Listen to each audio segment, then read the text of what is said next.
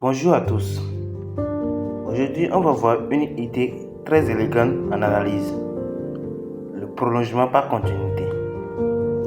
Parfois, une fonction semble cassée en un point, mais en réalité, on peut réparer cette cassure simplement en donnant la bonne valeur au point marquant. Exemple étudié.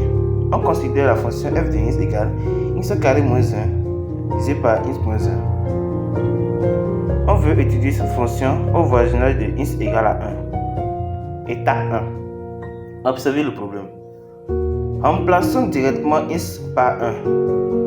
f de 1 est égal à 1 au carré moins 1 sur 1 moins 1, ce qui donne 0 divisé par 0. Impossible. La fonction n'est pas définie en x égale à 1. Étape 2. Simplifier l'expression. Factorisons le numérateur. X au carré moins 1 est égal à x moins 1 facteur de x plus 1. Donc, f de x est égal à x moins 1 facteur de x plus 1, le tout divisé par x moins 1. Tant que x est différent de 1, on simplifie. F de x est égal à x plus 1. Étape 3.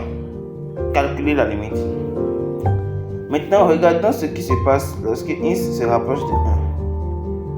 La limite lorsque x tend vers 1 de x au carré moins 1 sur x moins 1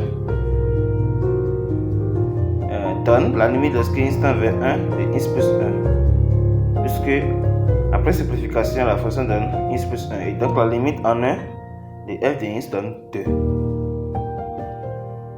Étape 4. Idée du prolongement. Voilà l'idée clé. Même si la fonction n'existe pas en 1, la limite existe.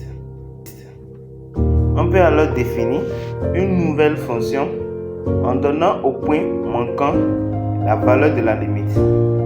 Donc, en nommant g, le prolongement par continuité de f, g de x est égal à x au carré moins 1 sur x moins 1 si x est différent de 1, et g de x est égal à 2 si x est égal à 1. Étape 5, conclusion.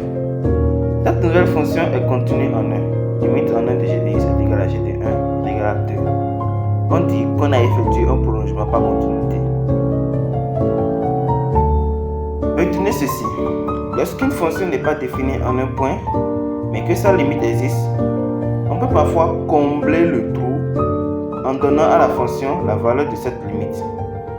Merci beaucoup d'avoir regardé cette vidéo et disons à la prochaine pour